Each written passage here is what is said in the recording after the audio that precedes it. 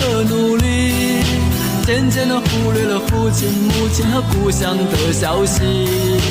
如今的我，生活就像在演戏，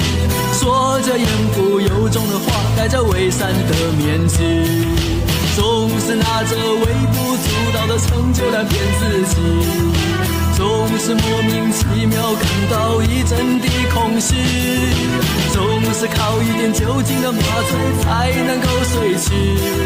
在半睡半醒之间，仿佛又听见水手说，他说风雨中这点痛算什么，